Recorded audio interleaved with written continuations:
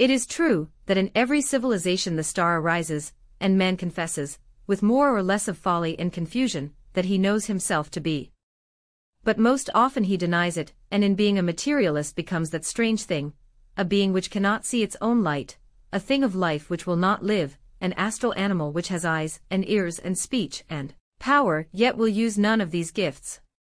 This is the case, and the habit of ignorance has become so confirmed, that now none will see with the inner vision till agony has made the physical eyes not only unseeing, but without tears, the moisture of life.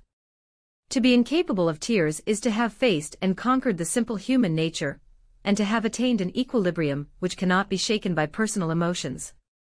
It does not imply any hardness of heart, or any indifference.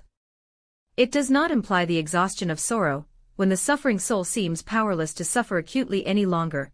It does not mean the deadness of old age, when emotion is becoming dull because the strings which vibrate to it are wearing out. None of these conditions are fit for a disciple, and if any one of them exist in him, it must be overcome before the path can be entered upon. Hardness of heart belongs to the selfish man, the egotist, to whom the gate is forever closed. Indifference belongs to the fool, and the false philosopher, those whose lukewarmness makes them mere puppets, not strong enough to face the realities of existence.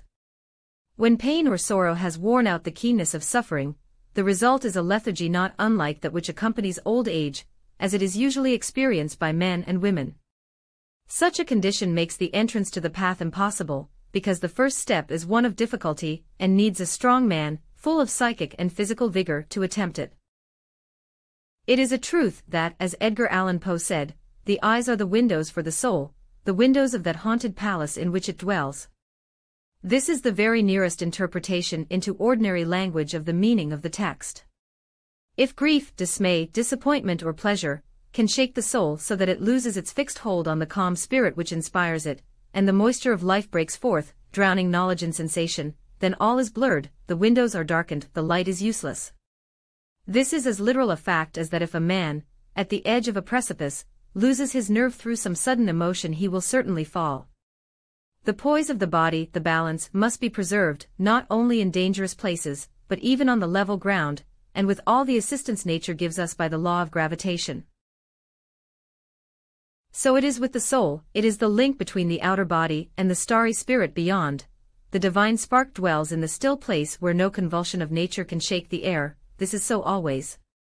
But the soul may lose its hold on that, its knowledge of it, even though these two are part of one whole, and it is by emotion, by sensation, that this hold is loosed. To suffer either pleasure or pain causes a vivid vibration which is, to the consciousness of man, life.